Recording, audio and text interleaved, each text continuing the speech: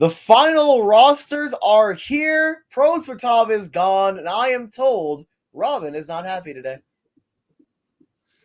You're Locked On Coyotes, your daily podcast on the Arizona Coyotes, part of the Locked On Podcast Network, your team every day.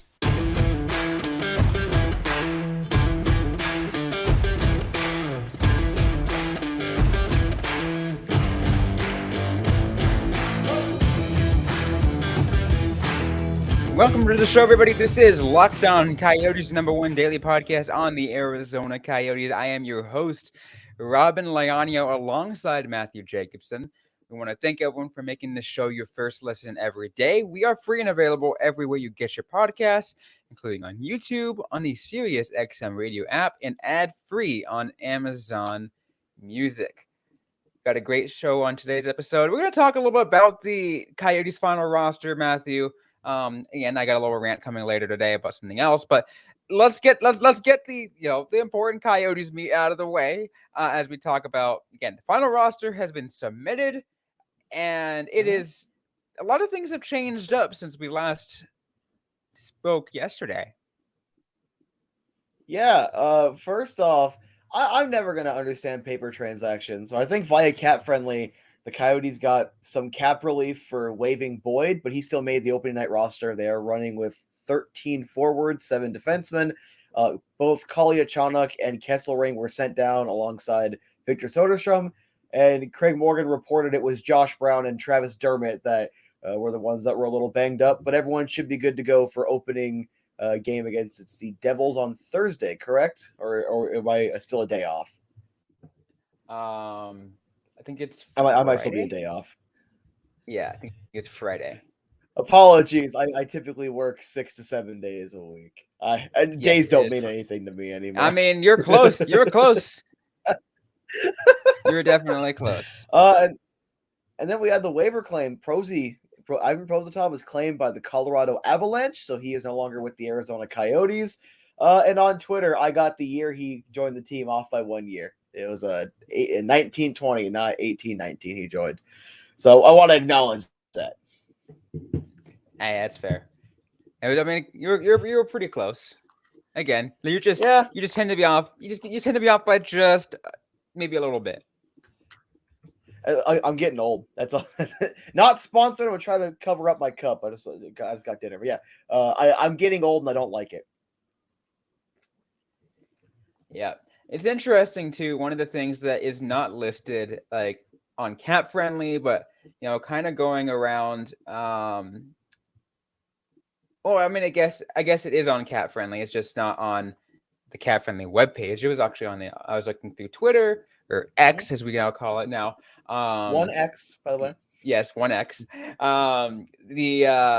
Because it shows under the regular Cap Friendly page that Anson Thornton still the third goaltender. If you looked at the final roster, but the Coyotes posted on X, there's only 2, and it's Veggie and Ingram. So everyone wonders, okay, what's going on with Anson Thornton?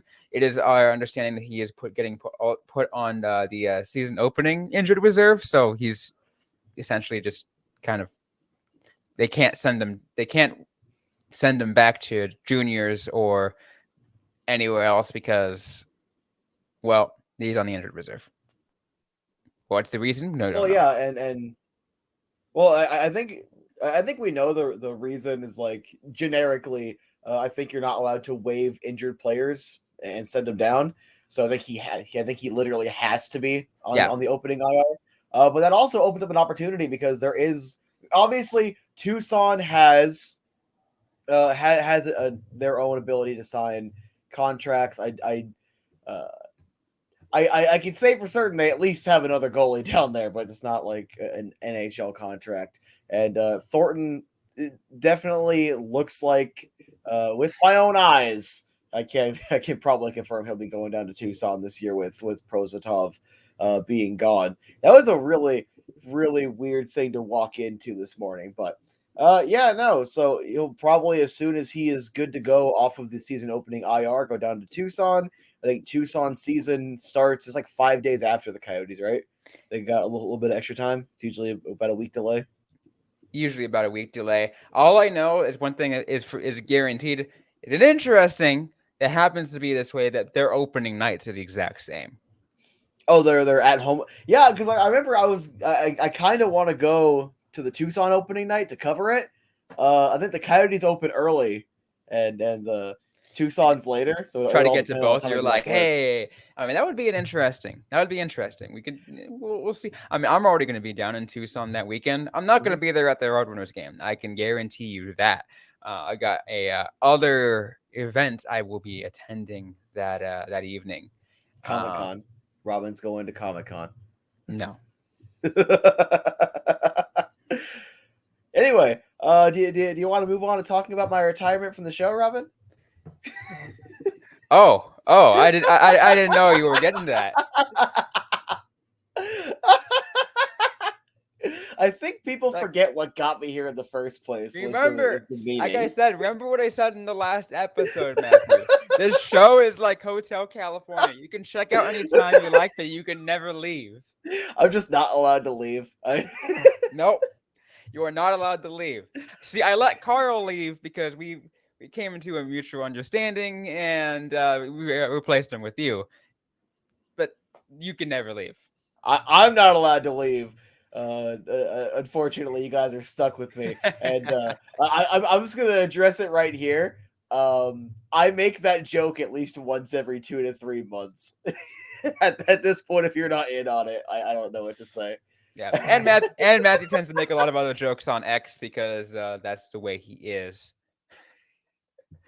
If you know what I'm talking about, you know what I'm talking about. That's exactly what I was referencing to. I love the amount of my followers that like they understand I'm a bit of a menace to society and they'll join in. Like one of my favorites has to be not Locked On is not condoning any social media behavior, but I think Nordique's hater is hilarious. So like people like that jump in, join in on the joke, and I always appreciate people like that. And see, it's funny because like I think if everyone knows you're not serious, because we can tell the difference between, hey, if you actually, like get a credible news source and actually report on something or give us some actual legitimate information versus just flat out trolling is honestly hilarious. I threw in Glendale, which yes, theoretically, all right, and this is public information. I'm not breaking anything. Theoretically, the Coyotes could go back to Glendale. There is a pathway. It is zero. It is like 0.1% it's there has to be a lot of different things that happen go down that route, but no, it's not going to happen. You said theoretically it could, but it's not. It's not. But that was the giveaway that anyone should have realized that you shouldn't have taken it. You shouldn't take something like that seriously. I know everyone appreciated it. It's just kind of funny. You have to lighten up a little bit. Robyn got added. So at the Locked On Twitter, Robyn got added as if everyone wasn't in on it. Yeah, I got added. I got DM'd by some people, but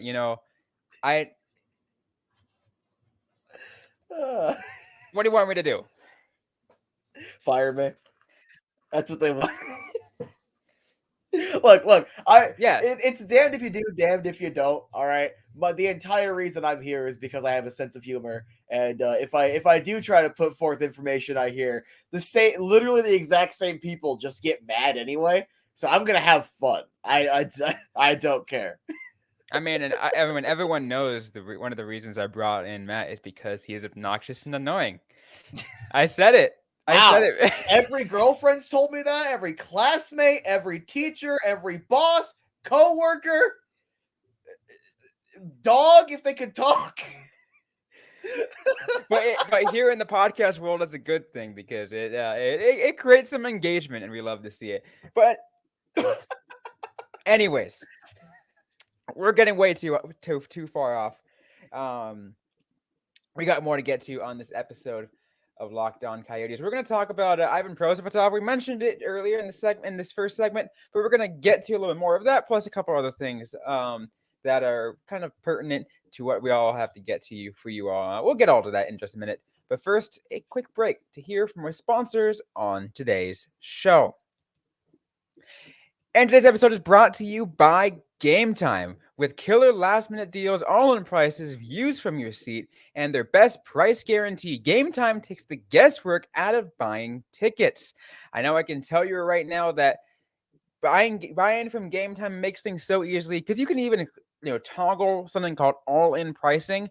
Well, it won't surprise you with fees or anything like that. It'll give you the lowest price guaranteed, and it'll tell you, hey, this is the price that you are going to pay. Nothing added, nothing more.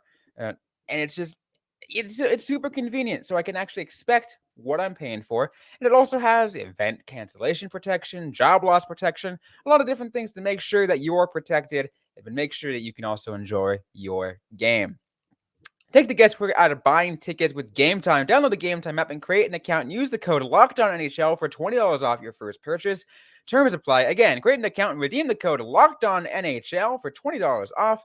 Download Game Time today. Last minute tickets, lowest price guaranteed. All right, Matt, let's continue as we talk about, the Arizona Coyotes final roster just before, I could say on Sunday night or whatever it was, we were talking about it, and Ivan Prosvetov being waived. And okay, we kind of knew this was going to happen because he's gonna go get sent down, and he's going to get and he's gonna go down to the Tucson Roadrunners, or so we thought. Within the 24-hour window, sources were confirmed that Ivan Prosvetov was claimed off waivers by the Colorado Avalanche. So Ivan Prosvetov's, for the time being, time is done with Arizona.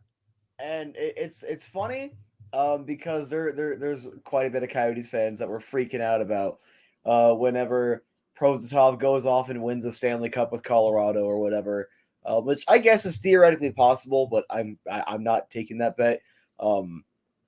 It kind of sucks for me as a fan of Prosy. I've been watching him for a few years now. Really wanted him to make it through here, and his numbers, I have him up right here. They were getting better overall. His save percentage went up every single year, only slightly from last year to the year prior. And if he didn't have those couple really bad games, it would have been 9-13. So he would have had a really good save percentage at the end of last year. The goals against was finally below 4 last year, and he had the winning record. He got his first win last year. There was definitely some stuff to build on. In that stint last year, he was showing that there was some stuff that he could work, you could work with here at the NHL level, but he had not shown that he was an NHL level goaltender. And while I still have faith in the kid to make it, I just have reason to believe now that he wasn't exactly going to be part of the future of the team unless you saw something really big out of him this year in Tucson. And unfortunately, he's not going to get the opportunity. However, I am a little shocked Tampa Bay didn't pick him up because they seem to love Russian goalies. And they also, they're going to lose their goalie for what Vasilevsky's got for, was it 2 months? Or am I a little wrong on the timeline there? Maybe. I know he's going to miss some time. Yeah. It's definitely something like that. What's interesting is, thinking about that is thinking that I believe it's it is that Francois is right now is out for Colorado. That's why the Avs took him. And everyone's like, oh, he's just going to go play for the Colorado Eagles? No, because then the Avalanche have to waive him again, and so he has to be on the NHL roster. And the reason why they did it is because Francois, however you pronounce it, Francois, apparently, he's injured, right? It's because he's injured. So people say, hey, there's a possibility of reunion if Francois gets brought back, right? And he gets injured, and he recovers from his injury, and he's back. It's a possibility, but don't bank on it. Yeah, don't plan for it, but also feel free to correct me in the comments if I'm wrong. Doesn't the team that waive them get first priority if they are back on waivers in that certain period of time? So technically the Coyotes could put in another claim for him. And then because he was already waived, they can send him to Tucson without having to waive him again. I have to check the rules about that. I think there was a lot of complications when it comes to the waiver wire rules, and especially if it goes to a predicament like that. Mm-hmm. So we'll have to find out, though. It'll be interesting to see exactly how it all works. Especially because, as of right now, there is no other goaltender to tandem alongside Villalta in the Tucson Roadrunners. I mean, there technically is, but it's an AHL goaltender. It's just someone that's on the AHL roster, like for True. Tucson, not for the Coyotes. Yeah. By the way, I took a look. I was kind of like trying to read a little bit more about Anson Thornton, and I mean the reason why I mentioned earlier in the first segment, there's a chance he gets sent back to juniors after he's back, because even though he's 20 years old, apparently there's like some players can stay until 21 because of certain rules. Maybe goaltenders make it different because there's very few roster spots and whatever. I really hope they don't send him back to juniors, because like, especially if that spot is open up now. And Craig Morgan did report that sorry to cut you off, by the way. Craig Morgan did report that they're looking into their options, because obviously if they could trade for another young goalie, they'll probably do that. But I right now, without inside information, I'd be a little surprised if they didn't try him at the AHL level and sent him right back down to juniors with the spot opening up now. But in a way, though, I have to say this, even though, like you said, you had a lot of praise for Ivan Prosvetov and all this, like, doesn't this kind of solve the problem that we were kind of worried about? Kind of, because, it's no secret. Like this again, this is not breaking news or anything. It's no secret that the Coyotes drafting so many goalies this most recent draft, we said it on this show, it was clearly to send a message that essentially any goalie in the system right now is replaceable. And they want to make sure they have that depth of that position. I suppose that I was just tunnel vision. They want to get a fire lit under Ivan, but they also wanted to make sure they had plenty of extra goaltenders, coming into the Tucson system over the next, I think it's 3 to 4 years, because a lot of these guys will be in juniors or wherever else. I think one of them's a college goalie. Don't quote me on that. They drafted too many goalies. They're all off the top of my head. So it's no secret that they wanted to send that message and restock the cupboards, with Ivan being that main kind of, is he going to get that consistency? Is he going to show all that upside and take over the backup job? Or is he going to flame out and you're going to have to move on from another goaltending prospect? That was kind of the biggest question in the depth goalie perspective with the roster. And now you don't have to answer that anymore. Now you just got to be like, all right, I know Coronen's not ready. He was loaned 2 years ago, but he's not ready to play in the AHL yet. But it's pretty much right now, it's Coronen and Thornton that have the biggest opportunities to establish themselves in the system right now, before like Rabble and a couple other guys really start to come into their own here. It's going to be surely interesting to see exactly how it plays out. But hey, we'll see what Villalta is able to do, because I feel like that's going to kind of play into a lot of that too, and see exactly what he's capable of in Tucson. As we mentioned yesterday, that the Tucson team is going to be poised for a really strong year, and especially because Dylan Guenther's down there, and a lot of other players are now down there to make that, to add it all. Yeah, and they have pretty much everything but the goaltending figured out, because Villalta was brought in to be an AHL goalie, but he was kind of it was accepted that he was brought in to be the AHL backup. So they do need to figure out what's going to go on there, but you bring him in as insurance, they have time, because whatever AHL goalie they have that's behind him for right now, before either Thornton gets sent down or they get another prospect or sign another guy to go behind him, that's what they brought him in for, as the insurance, and now you have that insurance.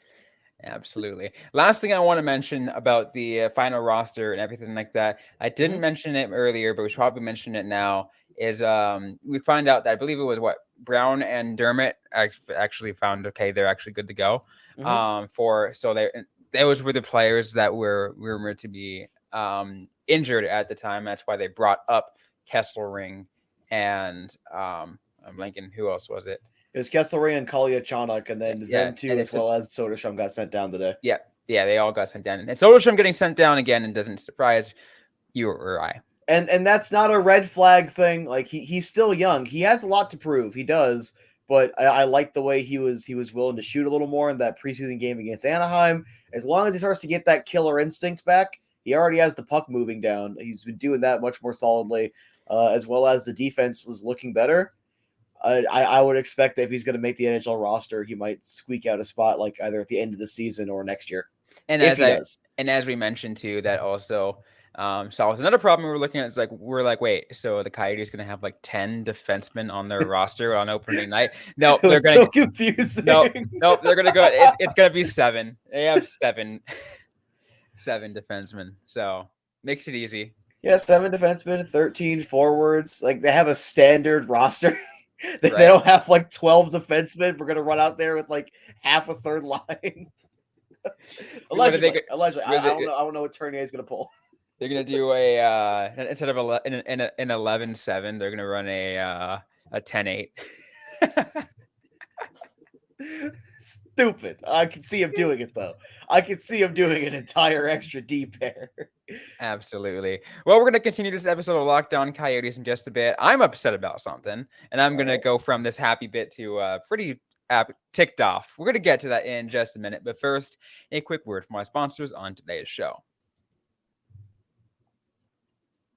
And today's show is brought to you by FanDuel. Snap into action this NFL season with FanDuel, America's #1 sportsbook. Right now, new customers get $200 in bonus bets guaranteed when you place a bet of $5. That's $200 in bonus bets, win or lose. If you've been thinking about joining FanDuel, there's no better time to get into the action. The app is easy to use with a wide range of betting options, including spreads, player props, over-unders, and more. So visit FanDuel.com/lockedon to kick off the NFL season. FanDuel, official partner of the NFL.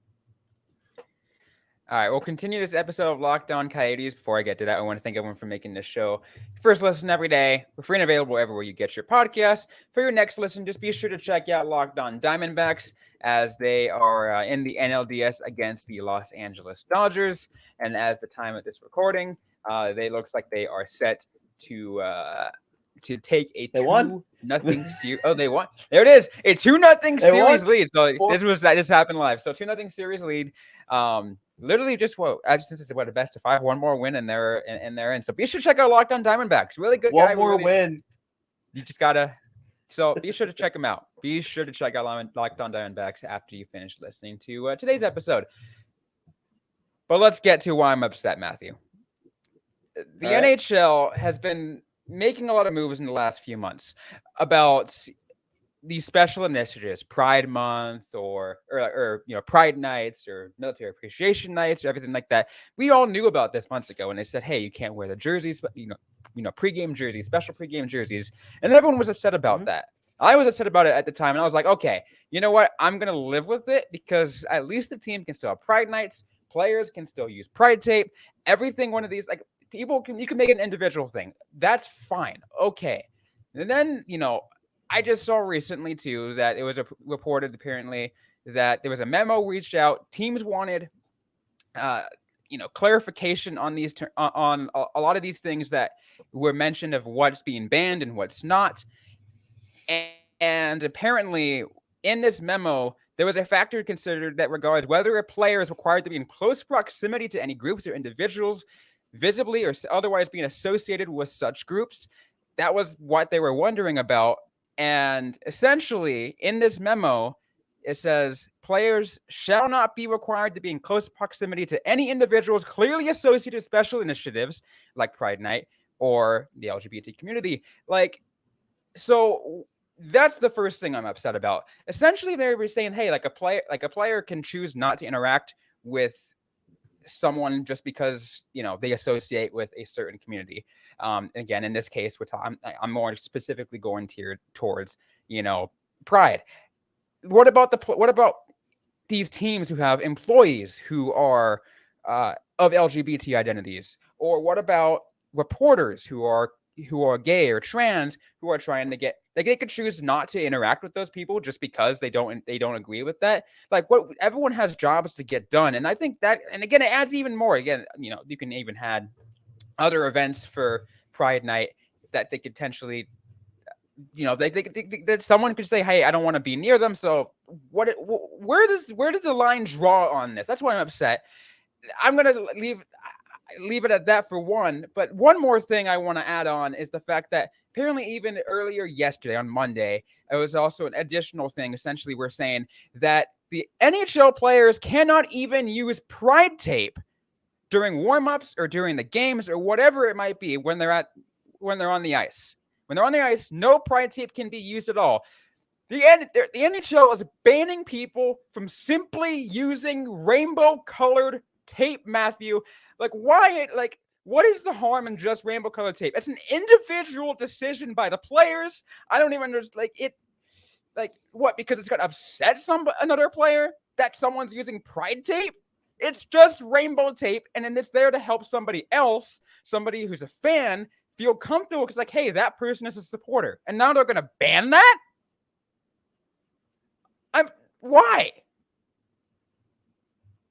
Well, the reason is obvious. They want to avoid controversy.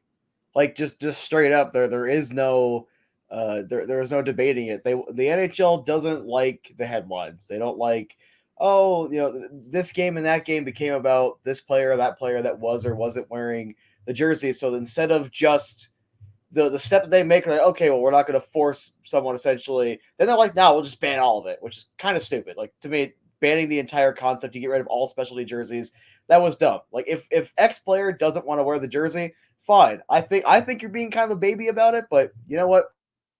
Fine. Yeah. You could do you. But then banning the entire thing, I think, was really dumb. And then now with the tape, look, legitimately and this is just going to be my own personal beliefs here. Who does it harm if X player wants to put on the Pride Tape? Like, let's say, the teammates in the locker room, there are two players that just are super religious. They think, it's a sin, this or that, whatever, and they don't want to put the Pride Tape on. Okay, those two don't have to. Why does everyone else have to have their ability to do that if they choose taken away? Like, it's stupid. It's because they don't want controversy, but all this is doing is putting a tighter grip on the players and essentially being like, no, you can't express anything. And warm up Pride Tape, really? That's what the big problem is. That's what we need to ban. Like, it's stupid. Again, if you don't want to, fine, but why the hell ruin it for everyone? Why can no one do it? And like I mentioned too, it's like a certain player deciding to put Pride Tape on their stick is a personal choice. Mm-hmm. Here, in a rec leagues, everyone has Pride Tape in my league, but that's a whole separate thing. It's not the National Hockey League. Mm-hmm. Here, people are watching, right? And like I mentioned, there might be someone like an LGBT hockey player, an LGBT fan who might just be not able to live themselves because they see this happening. They see it being banned. If this was not the case, if they see a player out there wearing Pride, having Pride Tape on their stick, mm-hmm. It'd be like, that person is an ally. There's people in the hockey community who actually see that I exist and support me for who I am. It makes it easier to be able to be queer in hockey. But apparently that's too controversial. But now they're making it hard. Now they're making it so much harder. And that's why I'm so pissed. And everyone knows exactly, maybe even hits a little more home to me. Because most people who listen very well know, Matthew, that I am mm-hmm. transgender, right? People know this. Mm-hmm. Like, it's not a secret. I posted on my X profile. Like, so what? It like, it just baffles me. Just really baffles me.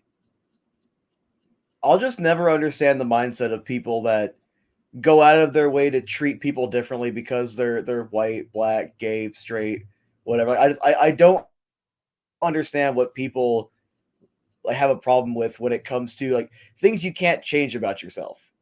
I'll never understand it. I'll never understand why this needs to be a big deal. Why we need to ban stuff like it's free expression. And again, I am not a proponent for forcing someone if they don't want to, but I am heavily against even more restrictions and not allowing players on Pride Night to just for warm-ups for what is it, 10 minutes? Like it's the same thing with the jerseys again. Again, I don't see an issue with wearing them on the ice for warm-ups. I don't understand why this had to become a big issue. It's really stupid, and again, everyone's entitled to their beliefs. I understand that, but just because you are allowed to believe this or that does not mean everyone else should have to be restricted in what they can do to express themselves. Like it's Yeah. I don't understand it, and I think this is a really stupid move that the NHL is doing their normal. We have to overcorrect, and while I understand what is likely the catalyst, they don't want the bad headlines. All this does is create more of that, and it's the self-fulfilling prophecy. Yeah, and I think what gets me too, because like going into this season, the Arizona Coyotes Pride Night is early in the season, it's October 27th, so it's like only a week after their home opener, and my thing was, okay, let's see what the Coyotes do. There's like maybe someone like Keller, from my understanding, Keller is he's a supporter of the LGBT community and a lot of other, a decent amount of other players. Like Bryson, it's like, hey, maybe they wear at least Pride tape for a warm up, or maybe maybe they have Pride tape on the stick for the game because hey, that's technically allowed. And that would show the fans at Mullet Arena that they're supporters. But now that that's banned, that's not there. What exactly is the atmosphere going to be like at Pride Night at the Mullet Arena? Because the players can't do anything. It's just going to be the arena itself, which is fine. You're still supporting, but like the idea is that the league and the team is supporting these people. It's like having rock and roll night, but you can't play rock music. Like it's pointless. It makes no sense. It's dumb. It's really stupid because if you have the themed night, like sure, fine, whatever. Oh, you can have Pride tape like the other 81 games. Who cares? But the one game that's your themed night, it takes away the entire point of the themed night. And again, because they can't even get in on it. And not only that too, is going with the thing I mentioned earlier, and I know we're running overtime on this, but at this point, like I'm trying to make sure I get my point across. I'm going to go once again to what I said earlier. The bit that says players shall not be required to be in close proximity to any individuals clearly associated with such initiatives. So you're saying, what? You can't have like a gay men's choir do the national anthem because one of the players says it goes against my beliefs. Like like I said on that, where do you draw the line? The NHL really shouldn't have a line on this. Like yes, like I everyone is allowed to associate or not associate with whoever they want for literally whatever reason. But when you put that into the word of the NHL, like into the code, it goes from being a thing where the team is celebrating. You as an individual don't have to. You don't have to support this or that, and you can just be quiet about it because it's if you have nothing productive to say, it really isn't a reason to talk in that context. It goes from that to now we have to literally endorse discrimination where no one should be doing that. Like again, free to associate with whoever you want for whatever reason. Anyone can be as personally whatever they want to be. But when you have the league endorsing it, that is a problem, in my opinion. That is really weird, and it feels like that's a step backwards because it goes from you're free to do what you want to actually you can literally league approved just be discriminatory. And I'm uncomfortable with that. I don't like that idea because it's literally endorsing negative behavior as opposed to just you do you, which is the only thing the NHL should be in a situation like this. So I don't get it. And last thing I'll say on this is, what they're overall saying is, of course, the ban on Pride Tape, maybe they were doing like ban on quote specialty tape or whatever, or that's all, like all these added memos are essentially it's mainly geared towards specifically that, because like no one's gonna be yelling about banning like no one's gonna be trying to no one puts camo tape on Military Appreciation Night. No one does other color tape for certain nights. Mm-hmm. It is only specifically for this. That's why I'm even more upset, because it used to be all right, just the jerseys, no worries, no harm, no foul. Again, I was still upset about that, but you add these extra bits, and you could tell where that discrimination is going. It's geared almost very specifically towards this. And I think, without trying to be like that is the only reason why it's bad, but like that is the main reason why this is as bad in my eyes, because it's only targeting one, really.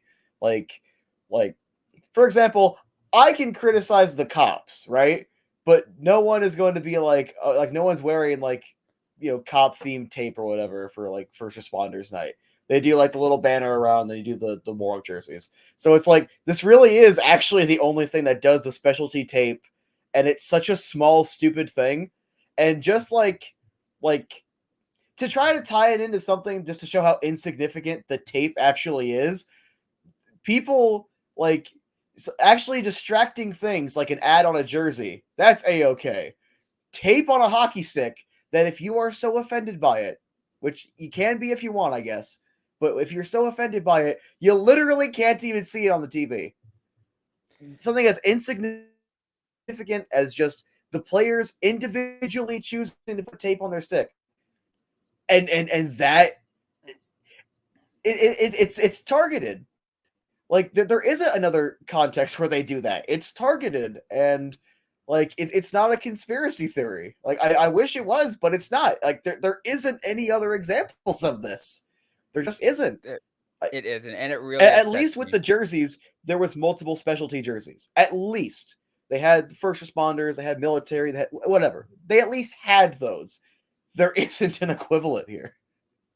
There isn't, and that's again one of the main reasons why this it's really upsetting. Not to me, but to a lot of people out in the hockey world who are supporters of the community, and just in general, just support individuality and support loving each other. I just don't understand it. I'm going to end this show now because I know we're over how long we normally should be doing a show, but I had to get this out there because I feel like it's important. And again, I'm just ticked off. Anyways, it's more than okay for you to feel like that, because it literally is just an unnecessary, stupid decision.